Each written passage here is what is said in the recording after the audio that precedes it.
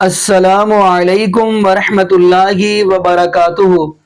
بسم اللہ الرحمن الرحیم۔ جی ناظرین، آج ہم جس حوالہ سے گفتگو کرنے جا رہے ہیں وہ یہ ہے کہ جی غوث پاک کے دھوبی بن جائیں، قبر کے اندر کوئی ٹینشن اور مسئلہ مسائل نہیں ہوگا۔ معاذ اللہ ایسی گفتگو سننے کو بھی ملتی ہے۔ اچھا، میں حیران ہوتا ہوں، قرآن حدیث چھوڑ کر لوگوں کے قصے، بزرگوں کے قصے، کہانیاں مولوی حضرات بیان کر دیا اور عوام بھی آگے واہ واہ واہ کرتی ہے۔ جب ان کے سامنے قرآن حدیث کی بات کی جاتی ہے تو اس کو گستاخ کہہ دیا جاتا ہے یا اس کو وہابی کہہ دیا جاتا ہے۔ تو ناظرین، میں چاہتا ہوں آپ کو چند مولویوں کی ویڈیو دکھاتے ہیں، یعنی ایسا سمجھ لے آج دی ویڈیو سن کے حیران ہو جاؤ گے، پریشان ہو جاؤ گے کہ تسی ویکھو گے بھی۔ تو ناظرین آئیے اساں سارے ویڈیو مل کے دیکھتے ہیں، پھر انشاءاللہ ناظرین اسی حوالہ سے ہم بھی گفتگو کریں گے کہ غوث پاک دا دھوبی دنیا چلا گیا تو قبر نہ دے اندر او دے نال کی بیتی، یعنی پیر عبدالقادر جیلانی رحمت اللہ علیہ فرشتے کے گالی پڑ گئے کہ یہ تو میرا دھوبی ہے، بلکہ دھوبی یہ کہہ رہا ہے جی میں غوث پاک کا مرید ہوں، میں نہیں غوث پاک کا دھوبی ہوں۔ چلو ناظرین ہم مل کے ویڈیو دیکھتے ہیں، پھر انشاءاللہ ناظرین اسی حوالہ سے ہم بھی گفتگو کریں گے۔ تو آئیے ناظرین مل کے ویڈیو دیکھتے ہیں۔ لطیفہ عرض کیا ہے دیوبندیوں کے امام، اس کا نام اشرف علی تھانوی صاحب ہے۔ وہ اپنی کتاب فضائل یومیہ کے اندر 3 مقامات کے اوپر لکھا، میرے غوث الثقلین کا ایک دھوبی تھا، جب وہ مر گیا تو بعد میں اس دھوبی کو کسی نے خواب میں دیکھا تو پوچھا کیا بنا، تو کہنے لگے کچھ بھی نہیں۔ فرشتے نے آ کے پوچھا من ربو کا، رب کون ہے؟ تو میں نے کہا میں تو غوث پاک کا دھوبی ہوں۔ منکر نکیر آئے، انہوں نے آ کر سوال کیا مر ربو کا، کہنے لگا عبدالقادر جیلانی کا دھوبی ہوں۔ کہا ماں دینوں کا، تیرا دین کیا ہے؟ ارے کہا نا غوث پاک کا دھوبی ہو۔ پتہ نہیں آپ کو بھی اتنا ہی مزہ آ رہا ہے جتنا مجھے آ رہا ہے۔ پوچھا ماں کنت تقولو بھی یک حاضر رجل، اونچی کہنے لگا اتنی پہچان بھی نہیں، گناہگار آدمی۔ حضور غوث پاک کے گھر سے کپڑے آتے تھے، دھو دیتا تھا۔ حضور غوث پاک کا دھوبی ہوں، اتنی بات قبول ہو، بخش دو نہیں تو سزا دے دو۔ فرشتے حیران، یا اللہ کیسے بندے سے پالا پڑا، اونچی جو سوال کرتے گئے جواب ایک ہی دیتا ہے کہ میں عبدالقادر جیلانی کا دھوبی ہوں۔ فرشتوں نے کہا مولا کس بندے کے پاس بھیج دیا؟ اب تک 2 ہی بندوں سے واسطہ پڑا، ایک وہابی اور ایک سنی۔ حضور غوث اعظم قبر میں آئے اور فرمانے لگے کیوں تنگ کرتے ہو میرے ماننے والے کو؟ اونچی کیوں تنگ کرتے ہو میرے، یہ کوئی لوارث ہے اس کو تنگ کر رہے ہو؟ فرماتے ہیں حضور غوث اعظم نے فرمایا مجھ سے پوچھو کیا پوچھنا ہے، مجھ سے پوچھو۔ فرشتے کہنے لگے ہم پوچھتے ہی نہیں، ہم پوچھتے ہی نہیں، عبدالقادر جانے اور خدا جانے۔ اور تانوں کھنگڑ نہیں دینا کسی نے، پتہ لگ جائے گا جو چمڑی لوے گی نا جڑے اس طرح دے بکواسات کرنے والے اور انہوں نے چھاپنے والے، تانوں کھنگڑ نہیں دینا کسی نے۔ جیسے ہی پوچھنا تھا وہ دھوبی جلال میں میں جب سے بول رہا ہوں مجھے نہیں معلوم، بس اتنا معلوم کہ غوث اعظم کا دھوبی ہوں، اتنا ہی معلوم کہ آگے کچھ نہیں معلوم، بس اب کچھ نہیں پوچھنا۔ یہ پاگل ہو گیا، باولا ہونے کی علامت ہے اس۔ چوتھا سوال ہے نہیں، ان لوگ پوچھتے نہیں، اس کا جلال دیکھ کے واپس چلے گئے نا۔ حکم ہوا، تھانوی صاحب لکھتے ہیں کہ حکم ہوا فرشتوں اسے جنت لے جاؤ، اونچی کہ یہ میرے عبدالقادر جیلانی کا دھوبی ہے۔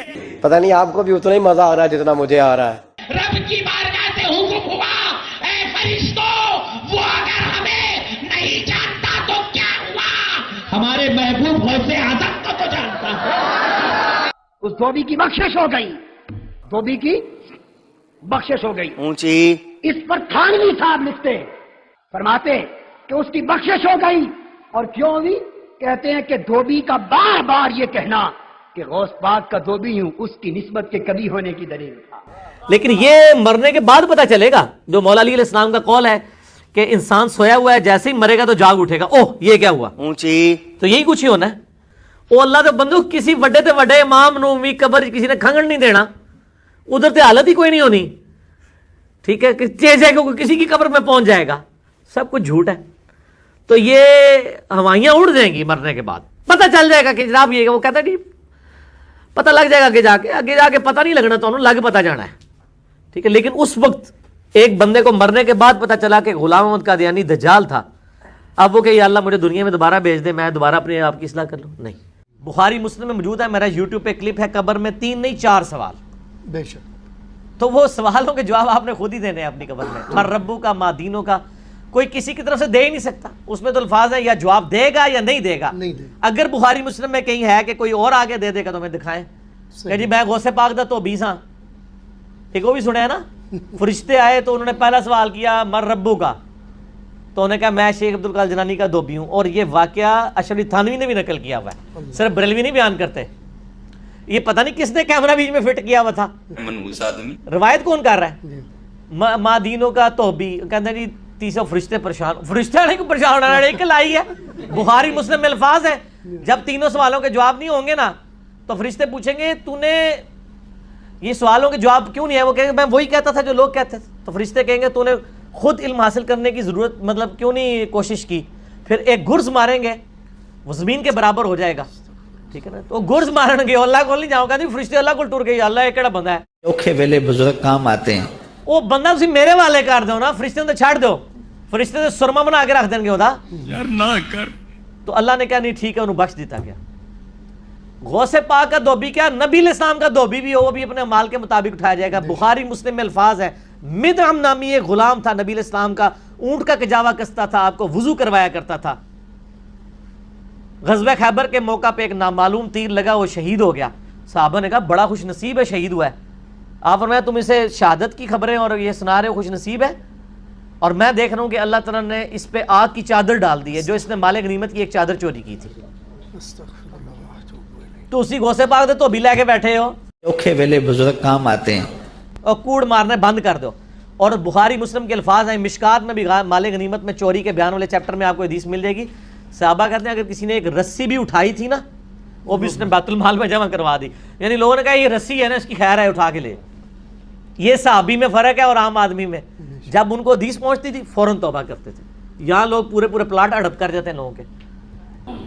جامعہ ترمذی میں حدیث ہے کہ سیدنا عثمان غنی رضی اللہ تعالیٰ عنہ علیہ السلام کے بارے میں آتا ہے کہ وہ جب کبھی قبرستان جاتے تو اتنا روتے کہ ان کی داڑھی آنسوؤں سے تر ہو جاتی. تو اصحاب پوچھتے کہ آپ کے سامنے جب جہنم کا ذکر ہوتا ہے آپ پہ اتنی خشیت طاری نہیں ہوتی، لیکن قبرستان میں قبر کے سامنے یہ معاملات آپ کے ساتھ کیوں ہوتے ہیں؟ تو انہوں نے کہا کہ میں نے نبی علیہ السلام سے خود سنا تھا کہ قبر آخرت کی منزلوں میں سے پہلی منزل ہے، جس کی یہ منزل پھنس گئی اس کی اگلی منازل مشکل ہو جائیں گی، اور جس کی یہ منزل آسان ہوئی اس کی اگلی منازل آسان ہوتی چلی جائے گی.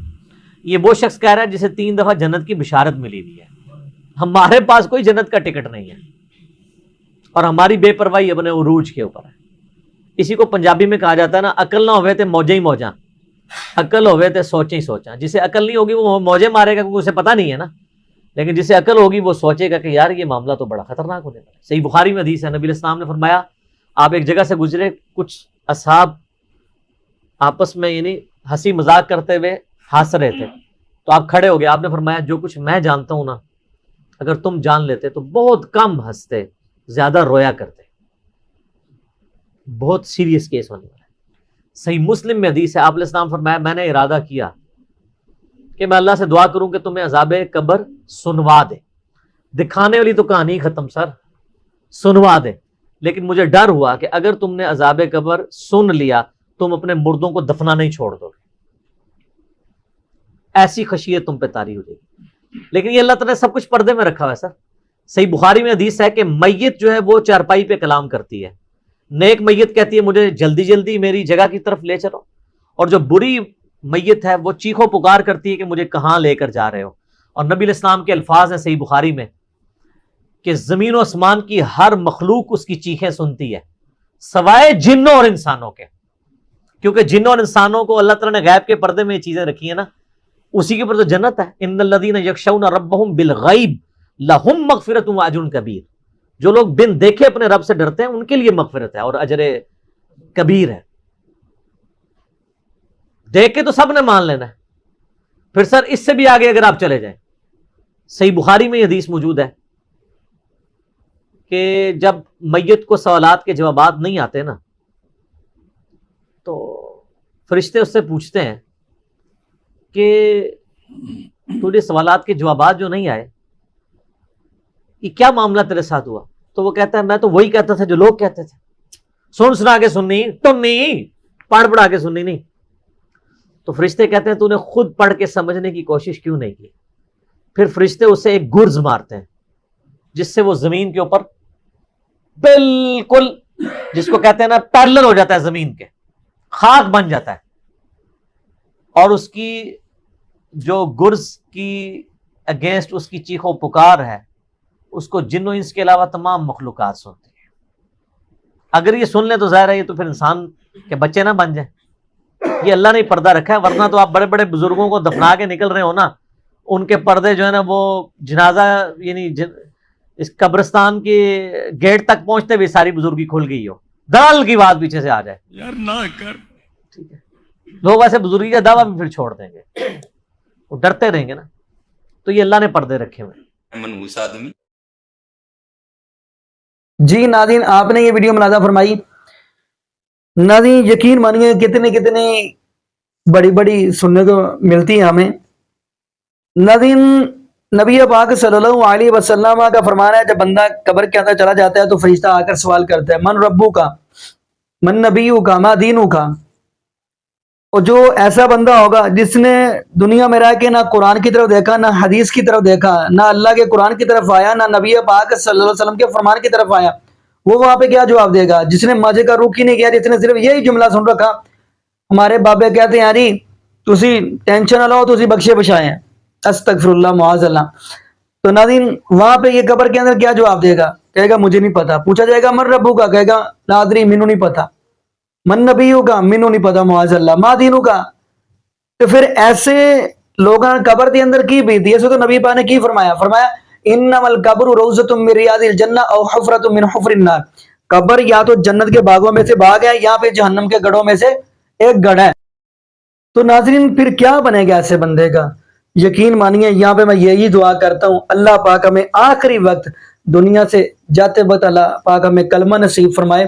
میں یہ بھی کہتا ہوں اللہ ہمیں زندہ رکھے تو اسلام پہ، موت دے تو ایمان پہ، اور اللہ پاک ہمیں نبی پاک صلی اللہ علیہ وسلم کی شریعت کے مطابق زندگی گزارنے کی توفیق دے، اور اللہ پاک ہمیں 5 وقت کا پکا اور سچا نمازی بنا دے، اور جتنے بھی بے اولاد جوڑے ہیں اللہ پاک سب کو نیک نورینہ صحت تندرستی والی ایمان والی لمبی زندگی والی اولاد عطا فرما دے۔ جزاکم اللہ خیرہ، احسن الجزاء۔ السلام علیکم ورحمۃ اللہ وبرکاتہ۔